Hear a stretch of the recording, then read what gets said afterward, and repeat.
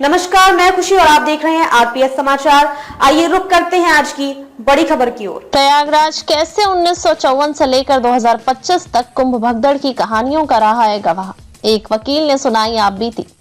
उत्तर प्रदेश के प्रयागराज शहर के वकील निरंजन लाल ने अपनी बुआ द्वारा सुनाई गई 1954 के कुंभ मेले की भगदड़ की घटना का जिक्र करते हुए कहा कि वह पानी में गिर गई थी। उनके चाचा ने बाल पकड़कर उन्हें बाहर निकाला था। देश की आजादी के बाद इलाहाबाद और प्रयागराज में यह पहला कुंभ था और लाल द्वारा सुनाई गई दुखद घटना 3 फरवरी को मौनी अमावस्या के अवसर पर हुई थी। पत्नी के साथ महाकुंभ गए थे वकील निरंजन लाल।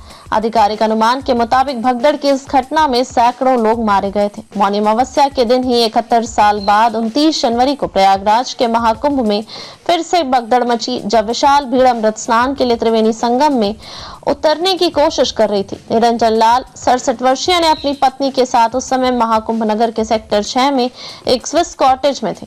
तभी उन्हें देर रात उनके बेटे ने फोन किया और भगदड़ के कारण संगम में जाने के लिए कहा।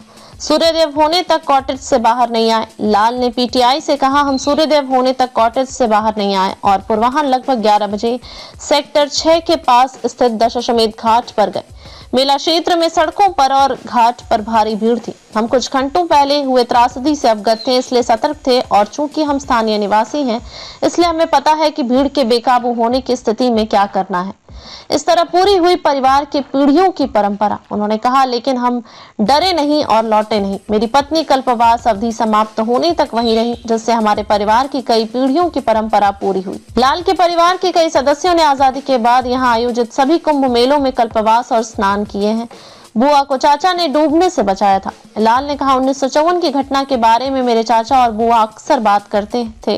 उन्होंने बुआ ने मुझे बताया कि जब वह डूब रही थी तो कैसे मेरे चाचा ने उन्हें बचाया था। लाल ने बताया कि उनकी बुआ का जन्म 1920 के दशक में हुआ था और 1986 में उनका निधन हो गया। 2013 के कुंभ मेले में हुई थी भगदड़। वहीं 2013 के कुंभ मेले के दौरान इलाहाबाद जंक्शन और प्रयागराज जंक्शन पर भी भगदड़ मची थी, जिसमें कई लोगों की जान चली गई थी। साल 1954 की भगदड़ के बाद एक जांच समिति गठित की गई, जिसने बेहतर भीड़ प्रबंधन और श्रद्धालुओं की सुरक्षा सुनिश्चित करने के लिए कई सिफारिशें की थी। 29 जनवरी को महाकुंभ में भगदड़। प्रयागराज में रहने वाली घरेलू सहायिका रेणु देवी ने पीटीआई को 29 जनवरी की घटना के बारे में बताया कि जिस दिन भगदड़ हुई, उन्होंने घाटों पर जूते, चप्पलों और थैलों की ढेर देखे थे तथा नदी में कई थैलियां नजर आई। हालांकि रेणु ने कहा कि मैंने इस महाकुंभ के दौरान 5 बार संगम में स्नान किया, ज्यादातर भगदड़ के बाद। खबरों में अब तक के लिए बस इतना ही। फिर होगी आपसे मुलाकात ऐसी ही एक और बड़ी खबर के साथ।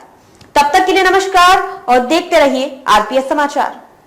ऐसे ही लेटेस्ट अपडेट्स के लिए हमारे चैनल आरपीएस समाचार को सब्सक्राइब करें और तुरंत नोटिफिकेशन पाने के लिए बेल आइकन प्रेस करना ना भूलें। अगर आपको हमारी खबर पसंद आई हो तो इसे ज्यादा से ज्यादा लोगों तक जरूर पहुंचाएं।